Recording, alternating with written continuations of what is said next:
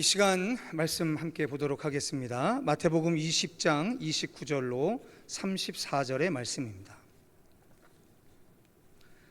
마태복음 20장 29절로 34절의 말씀, 저와 함께 한 절씩 교독해서 봉독해 올리시겠습니다.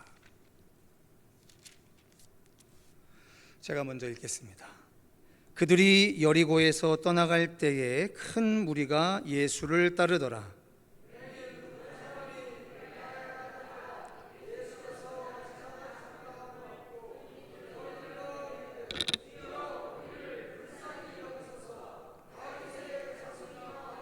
무리가 꾸짖어 잠잠하라 하되 더욱 소리질러 이르되 주여 우리를 불쌍히 여기소서 다윗의 자손이여 하는지라.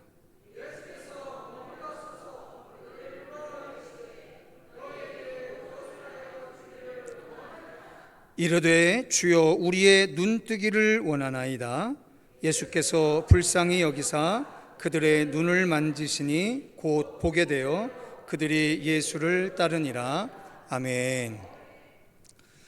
우리는 지난 여러 시간들을 통해서 비로소 우리가 망각하고 있던 사실 하나를 떠올리게 됐습니다. 그게 뭐냐면 우리가 읽고 있는 성서는 하늘에서 기록돼서 땅으로 내던져진 그러한 책이 아니라는 사실인 거죠. 우리가 읽고 있는 이 성경은 꽤 오랜 시간 동안 오늘의 이 성경을 이대로 만들기 위해서 하나님의 영으로 부름받은 많은 사람들이 모여서 회의하고 그리고 편집한 결과물이다라는 것입니다. 그 가장 강력한 증거가 뭐냐면 구약 성경의 맨 끝이 이사야 성경서부터 말라기까지 있잖아요. 이게 다 예언서입니다. 그러니까 즉 한 카테고리 안에 있는 성경인 거죠. 어디 그뿐입니까? 신명기 뒤에 신명기적 역사서라고 하는 것이 열왕기 하까지 쭉 진행이 되고, 그리고 신명기적 역사서가 끝나고 난 후에 역대기적 역사서가 역대기 상하를 거쳐서 에스더서까지 쭉 진행이 됩니다. 즉 성경은 그냥 무작위적으로 구약성경 39권, 신약성경 27권이 기록된 것이 아니라 기록되어졌던 그 성경들을 하나님의 영으로 충만케 돼 주가 택해 부르셨던 누군가들을 통해서 오늘의 성경으로 편집됐다라고 하는 겁니다. 이 사실이 오늘 우리에게 뭘 의미하는 거냐면, 성도 여러분, 처음에 성경을 기록할 당시에 하나님께서 기록하는 기록자에게 주신 기록해야 하는 이유가 있었겠지만, 결과적으로는 편집자들을 통해서 이 성서는 우리가 너희들에게 무엇을 이야기하고 싶다라는 사실을 뚜렷이 하고 있다라고 하는 겁니다. 우리가 그것을 구분하지 않을 뿐이지, 조금만 생각을 가지고 보면 오늘 우리에게 전달된 66권의 성경이 적어도 이 성경의 편집자들이 무엇을 우리에게 이야기하려고 이런 순서로 편집을 했는지의 의도가 비교적 뚜렷합니다. 자, 그런 관점에서 오늘 마태복음 20장 29절로 34절의 말씀을 보셔야 하는 거예요. 무슨 얘기냐면 마태복음 16장 13절부터 오늘 마태복음 20장 34절까지가 하나의 큰 묶음이에요. 이거는 하나의 이야기를 하려고 예수님이 마지막 예루살렘으로 올라가는 그 길에 관련된 이야기들을 편집한 겁니다. 마태복음에는, 마가복음에는, 누가복음에는, 요한복음에는 그 동일한 시간대에 기록되어져 있는 사건들이 다 똑같지 않아요. 약간씩 차이가 있습니다.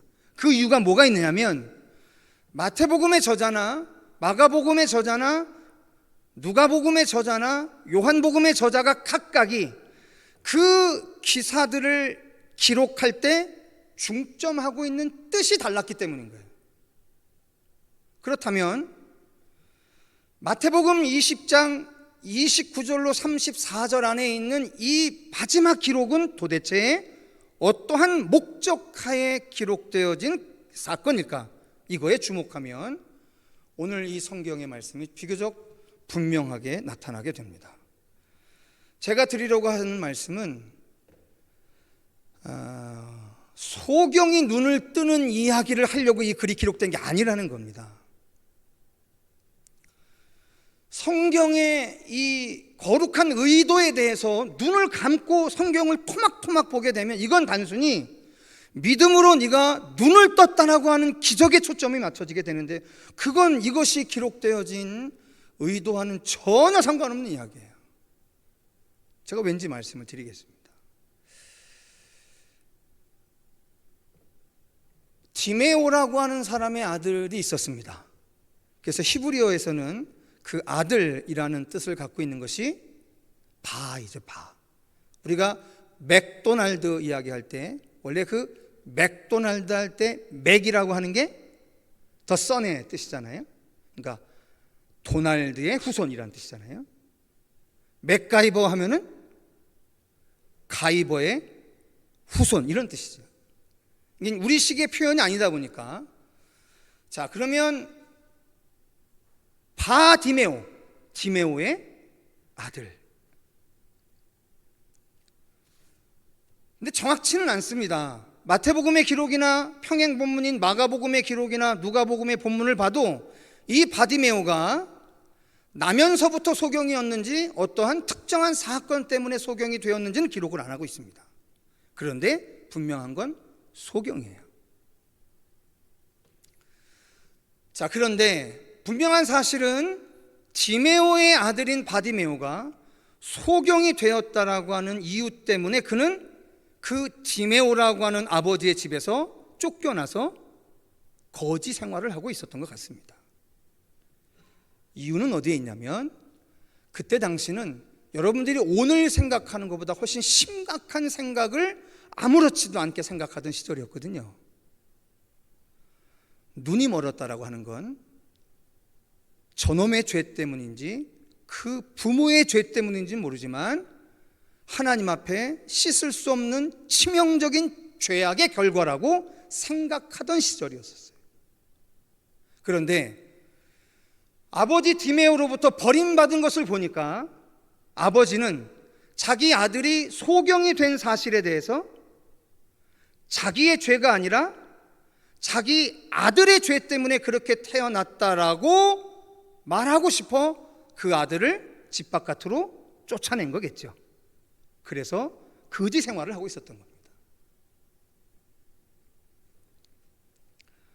그런데 어느 날 이상한 소리가 저잣거리에 들리기 시작을 하는 겁니다. 지나가는 사람들이 이런저런 이야기들을 하고 지나가는 것을 동냥질을 하면서 듣습니다. 나사렛에 있는 예수라는 사람이 어느 날 벳세다에 있는 어느 한 소경을 눈에다가 침을 발라 눈을 뜨게 했다라고 하는 이야기를 시장을 지나가는 사람들이 하는 걸 들은 거죠.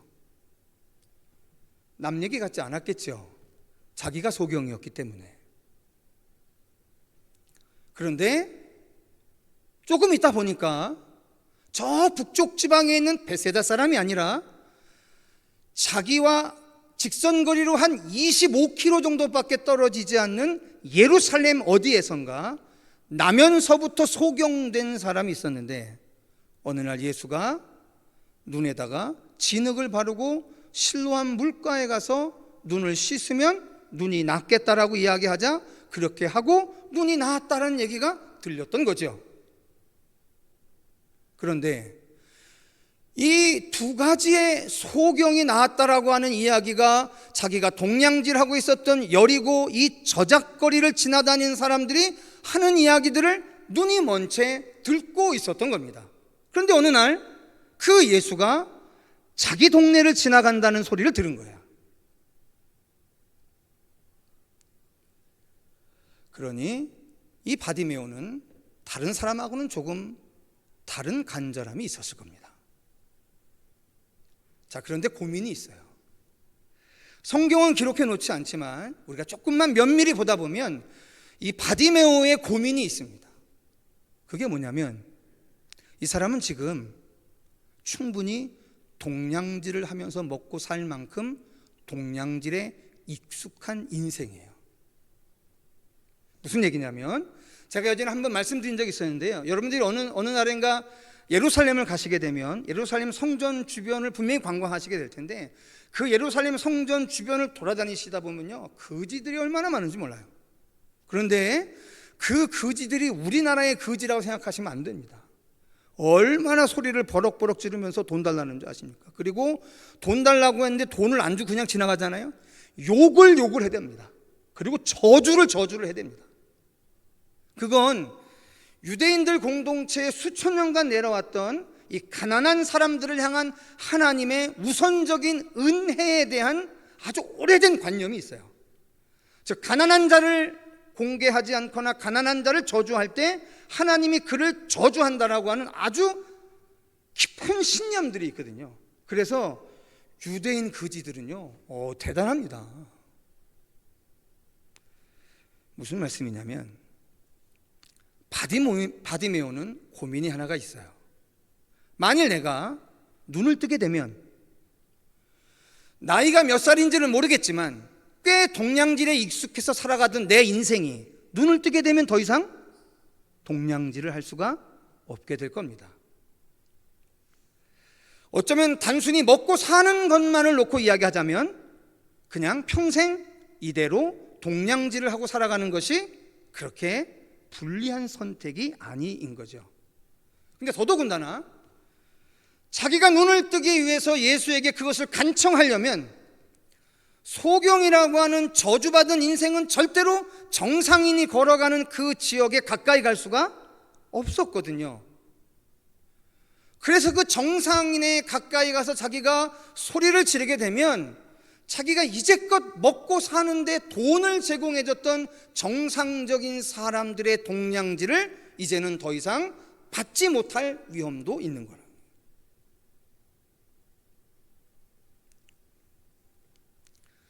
자, 이러한 여러 가지의 고민들이 있었습니다. 자, 그런데 성도 여러분, 이제 마태복음은 맹인 두 사람이라고 하고요, 그리고 마가와 누가는 한 사람의 이야기를 합니다. 그리고 마태와 마가는 여리고를 떠나갈 때라고 기록이 되어 있고 누가복음은 여리고성에 들어올 때라고 기록이 되어 있습니다. 약간 기록의 차이가 있어요. 근데 그 차이는 제가 굳이 다 설명드리기 좀 어렵고요, 나중에 기회가 되면 말씀드리겠습니다. 자, 그런데 성도 여러분, 그 모든 선택의 순간에 맹인이 이야기합니다. 다 같이 30절의 말씀 다시 한번 읽어보시도록 하겠습니다. 30절입니다. 시작. 맹인 두 사람이 길가에 앉았다가 예수께서 지나가신다 함을 듣고 소리질러 이르되 주여 우리를 불쌍히 여기소서 다윗의 자손이여 하니라고 이야기합니다. 네. 자, 이 두 명의 맹인이 예수가 지나가신다 함을 듣고 소리를 지르기 시작합니다. 뭐라고 얘기하냐면 주여 우리를 불쌍히 여기소서 다윗의 자손이여라고 떠들어댑니다. 여러분 혹시 알고 계십니까? 마태복음에서 주라고 하는 단어를 사용하는 모든 상황은 예수를 그리스도라고 믿을 때 표현하는 방식입니다. 자, 맹인 두 사람이 어떠한 이유에서인지는 모르겠지만 예수를 지난 700여 년 이상 동안 이스라엘이 그토록 기다리고 있었던 다윗의 자손인 메시아라고 소리를 지르기 시작하는 거예요. 그분이 가지고 있는 가장 뚜렷하고도 명백한 정체에 대해서 소리를 지르기 시작을 하는 겁니다. 그리고 그 소리의 내용은 뭐냐면 우리를 불쌍히 여겨달라는 거예요. 그랬더니 제자들이 이야기합니다. 그리고 제자들을 둘러싼 무리들이 이야기합니다. 다 같이 31절 함께 같이 읽겠습니다. 31절입니다. 시작. 무리가 꾸짖어 잠잠하라 하되 더욱 소리질러 이르되 주여 우리를 불쌍히 여기소서 다윗의 자손이야 하는지라 합니다. 자, 제자들과 사도들과 함께하는 무리들이 이야기합니다. 잠잠하라고. 그랬더니 이 두 맹인이 더욱 소리를 질러 이르되 주여 우리를 불쌍히 여기소서라고 또 이야기를 합니다. 자, 그리고 이제 이 이야기의 의미를 최종적으로 확인하기 위해서 이 문단이 시작되어지는 첫 번째 마태복음 16장 13절로 잠깐 가보시겠습니다.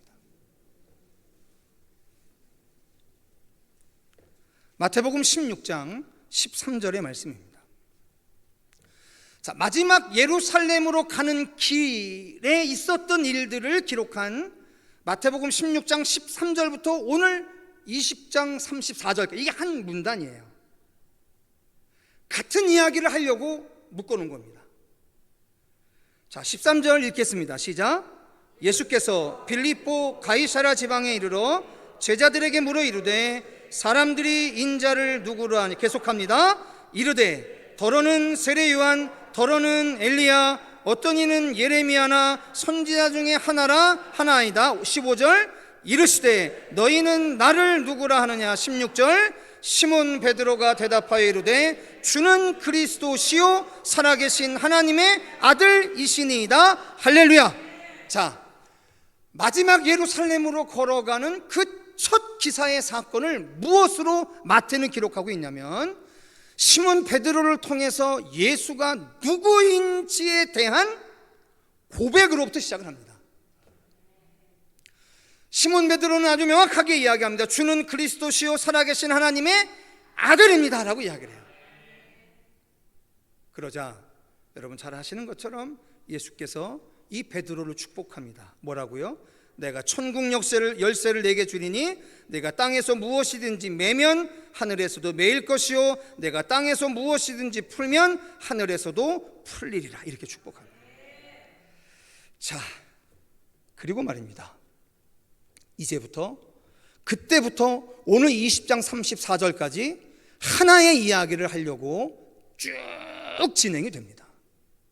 그 일을 위해서 세 번의 똑같은 예수님의 말이 두 번이 반복됩니다. 그 첫 번째가 뭐냐면 요 16장 13절부터 오늘 20장 34절까지요 예수님께서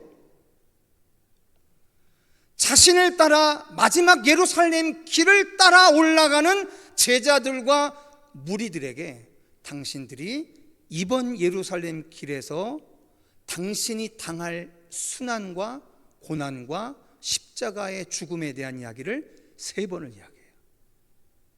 그래서 지난주까지 여러분들이 우리 목회자들을 통해서 세 번이나 순환과 고난 그리고 부활에 대한 이야기를 하는 예수님의 이야기를 들으셨던 거예요. 그리고 또 세 번 반복되는 말이 있습니다. 그것이 뭔지 한번 19장 30절 한번 찾아보시겠습니다. 19장 30절입니다. 19장 30절 같이 읽겠습니다. 시작.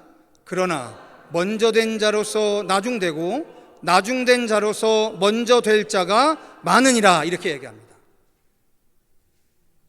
이 말이 또 반복이 한번 되는데요 20장 16절입니다. 바로 그 다음 장이죠. 20장 16절입니다. 같이 읽겠습니다. 시작. 이와 같이 먼저 되고 먼저 된 자로서 나중되리라 이야기합니다. 그리고 이 이야기가 또 한 번 반복이 됩니다. 바로 26절과 27절인데요 같이 읽겠습니다. 시작. 너희 중에는 그렇지 않아야 하나니 너희 중에 누구든지 크고자 하는 자는 너희를 섬기는 자가 되고 너희 중에 누구든지 으뜸이 되고자 하는 자는 너희의 종이 되어야 하리라. 할렐루야. 자, 성도 여러분, 이제 이 문단을 기록해 놓은 마태의 분명한 의도를 이해하시고 오늘 성서에 기록되어져 있는 소경이 눈을 뜨는 마지막 세 번째 사건이자 예수님의 마지막 기적 사건의 의미를 정확하게 이해하셔야 한다는 거예요. 혹시 일출을 보러 관광지에 가보셨던 경험이 있으십니까? 제 기억으로는 예전에 송구영신 예배를 끝내면 성도들 많은 분들이 정동진이나 동해에 일출을 보러 가시는 분들이 꽤 많았던 것 같았어요. 제 기억으로는. 요즘은 어떠시는지 모르겠지만. 근데 여러분, 태양이 바다에서 떠오르는 것을 뭐 그렇게 볼 게 있다고 그 고생을 하면서 가십니까? 이렇게 누군가가 물어보면요, 그거 참 묻는 사람이 무식한 사람이에요. 텔레비에서 애국가 울릴 때마다, 텔레비에서 뭐 할 때마다 동해에서 해 떠오르는 거 보면 멋있죠. 그런데 그 멋있음은요, 정동진항에서 그 추위를 뚫고 떠오르는 태양을 보는, 실제로 보는 그 감동하고 게임이 안 돼요. 정말 압도적인 감동이 있습니다. 여러분, 우리가 대가의 예술품들을 사진 도록으로 보지 않습니까? 얼마든지 보거든요. 그런데 우리나라의 미술관에 가끔 유명한 박물관에서 소장하고 있는 미술품들을 전시할 때가 있어요. 거기에 막 수천 명, 수만 명이 수만 원을 내면서 보러 갑니다. 그럼 이유가 뭔지 아십니까? 저도요, 반 고흐인가요? 그 사람이 그린 별이 빛나는 밤인가요? 예술의 전당 그 어느 전시관에 그 실물이 온 적이 있었는데, 제가 거기 그 작품을 보고 1시간 내내 그냥 그 자리에서 떠날 수가 없었어요. 이게 사진으로 보는 거하고요, 실제 보는 거하고는 하늘과 땅 차이입니다. 제가 예전에 예루살렘에 갔을 때 예루살렘 박물관이 있는데, 그 예루살렘 박물관에 보면 맨 처음에 들어가서 가장 많이 전시해 놓은 게 뭐냐면, 가장 최근에 발굴된 성서 두루마기를 전시해 놓은 전시관이 있습니다. 그게 사해 사본 두루마리 발견한 것이, 그 쿰란 동굴을 그대로 만들어 놓고 그걸 그대로 해 놓은 거, 대단한 발견 아닙니까? 그런데 저는 사실 그거보다도요, 그 다음에 유대인 출신의, 우리가 이름만 들으면 아는 유명한 화가들이 예루살렘 박물관에 기증해 놓은 실제 작품들이 있어요. 모네, 마네, 드가, 이런 사람들이 그 제공해 놓은 실제 미술품이 있어요. 저는 그거 보다가 자리를 떠날 수가 없게 돼요. 우리 교회도 한번 예배 인도하러 오셨던 목사님이고, 지금 대전 태평교회 담임으로 오신, 예전에 파리 연합교회 담임이었던 목사님을 그때 직원 수련 때 한번 간 적이 있었는데, 목사님이 낮에 조금 시간이 있어서요, 어느 공원을, 파리 조금 외곽에 있는 공원을 산책시켜 주셨어요. 그래서 그 목사님이 저한테 그런 얘기예요. 목사님, 인상파가 왜 인상파 화가인 줄 아십니까? 그런 거예요. 모르죠. 그랬더니 그냥 그 화가가 자기 삶의 주변에 있는 이 풍경들을 그대로 그렸더니, 그게 그냥 사람들이 보기에 빛의 예술이니 뭐니 이렇게 해서 인상판이 뭐라고 이야기한 거지, 그 미술을 그린 사람은 처음부터 내가 인상파 화가이자라고 생각하고서 그린 그림이 아니라는 거죠. 정말 압도적인 감동이 있어요. 실물이 주는 압도적인 감동이 있어요.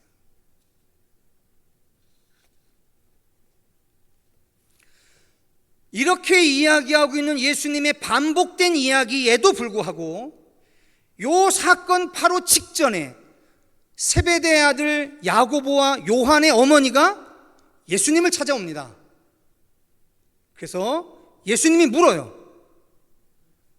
그게 지금 같이 마태복음 20장 안에 같이 기록되어 있는 글입니다.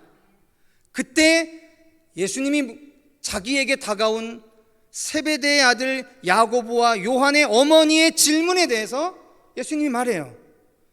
무엇을 주기를 원하느냐라고요. 지금 누구한테 하는 질문과 똑같죠? 이 소경 거지 바디메오에게 하는 질문과 똑같은 거죠.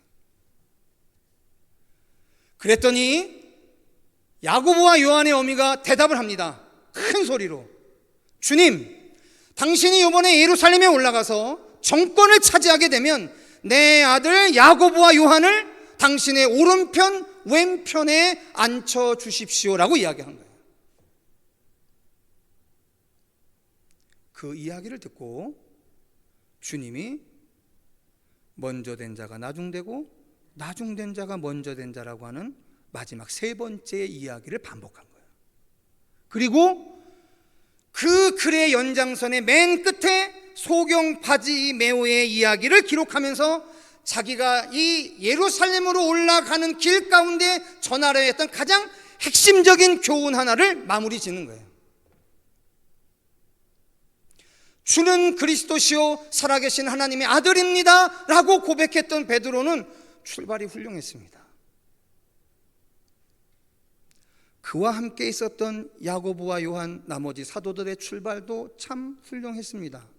그런데 어느 시간이 지나면서 사도들과 예루살렘에 올라가는 예수를 따르는 무리들은 예수에 대한 생각이 어떠한 생각이었느냐? 내가 그 예수로 말미암아 내가 원하는 것을 이루겠다라고 하는 생각으로 전락되어지기 시작을 했던 거예요.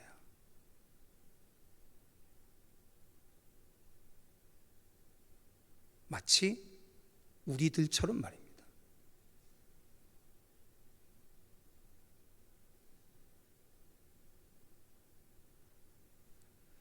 소경 거지 바디메오는 굳이 눈을 뜨지 않아도 또 이 마태라고 하는 이 마태복음을 기록한 이 사람은 굳이 성서 안에 3번이나 반복되는 소경이 눈을 뜨는 이야기를 또 기록할 이유가 뚜렷이 있지 않았어요.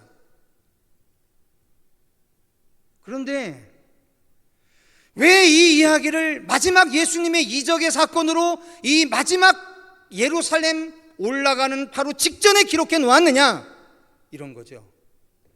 눈으로 예수를 보는 자들은 눈으로 예수를 보면서 예수를 내가 원하는 것을 이루기 위한 도구로 사용하는 자들로 전락해 가고 있는데, 보지 못하는 소경은 보지 못했음에도 불구하고 내가 눈을 떠서 주 대신 예수를 보는 것에 최고의 소망을 두고 있다라고 하는 거예요.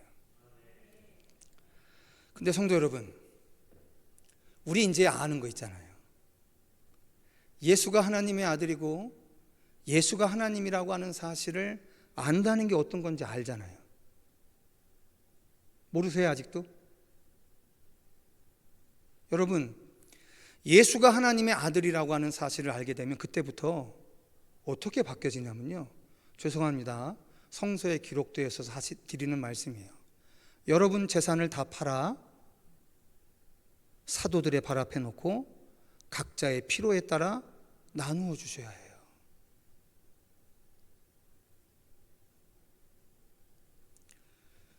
사도행전의 모든 기록이 오늘 우리에게 이야기하는 바가 뭐냐면, 주가 머리 대신 교회가 이 땅에 처음으로 성령을 받게 되었을 때 이제 사람의 인지 능력이나 이해 능력을 가지고 예수를 보는 게 아니라 하나님의 영 성령으로 예수를 보게 되자 그때부터 사람들이 바뀌기 시작했다라고 하는 얘기를 3번이나 반복해서 사도행전에 기록해놔요. 그게 지난 주일 설교의 내용 아닙니까?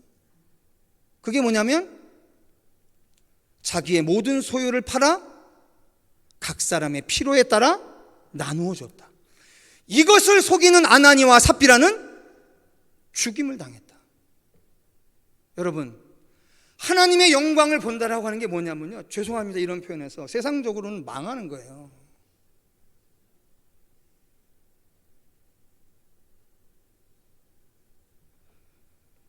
내가 왜 돈을 버느냐? 내가 왜 성공하냐? 내가 왜 강해지냐? 그건 다른 사람을 나누어 주기 위함이에요.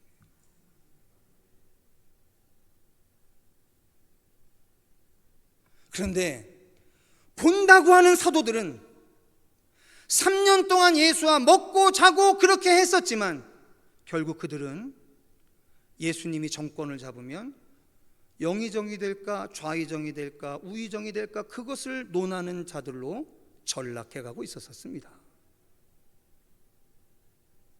그런데 아무것도 보지 못해서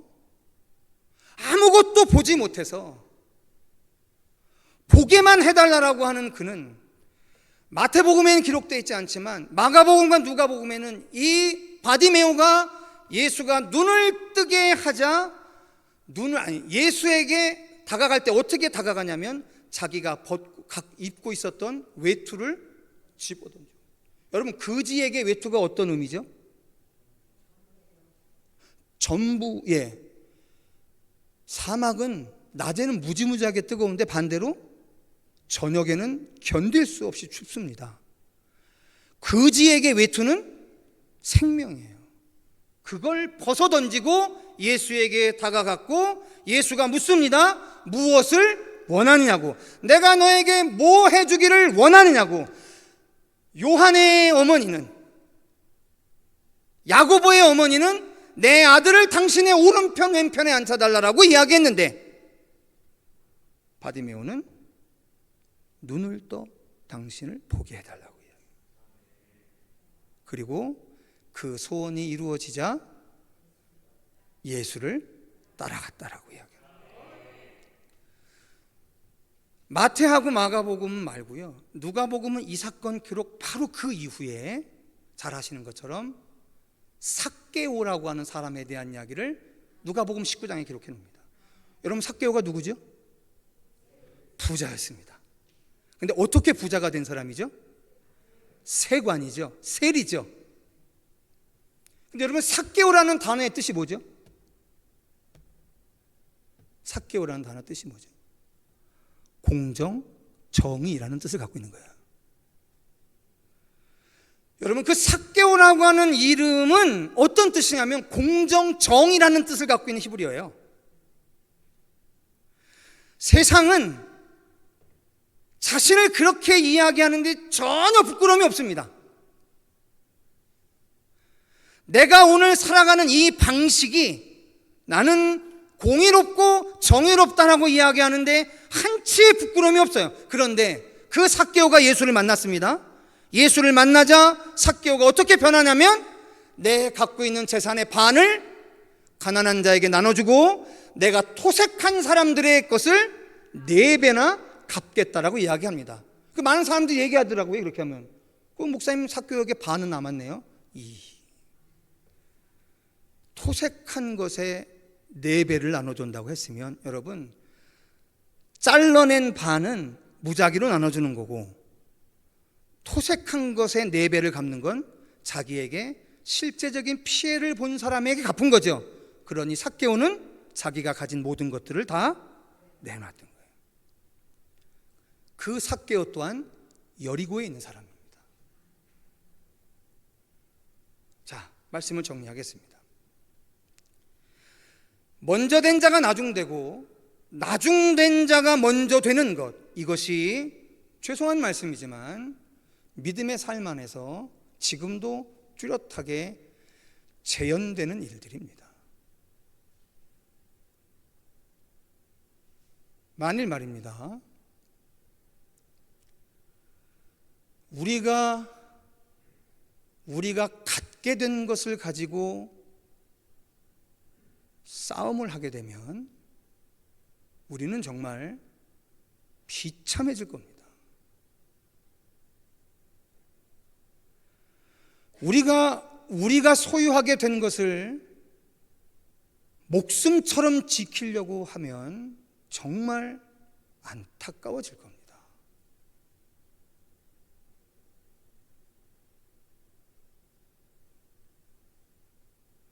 하나님의 영광을 본다는 건 죄송하지만 세상적으로 망하는 길을 가는 거예요. 그런데 놀라운 건 세상적으로 망하는 길을 감에도 불구하고 슬프지 않아요. 제가 옛날에 기업을 경영하시는 분들이 하시는 투덜거리는 이야기 중에 그런 얘기 참 많이 들었습니다. 내가 너희들 월급 주려고 사업하냐라고. 봉급을 받을 땐 모르겠는데 봉급을 주는 입장이 되다 보니까 직원들이 얄미운 거예요. 내가 애써서 돈 벌어서 마치 직원들 월급 주려고 사업하는 것처럼 억울한 거예요. 와, 힘듭니다. 월급쟁이일 때 월급 주는 사람 쉽게 욕하지만 자기가 월급 주는 사람 입장이 돼버리면 그거 쉽지 않아요.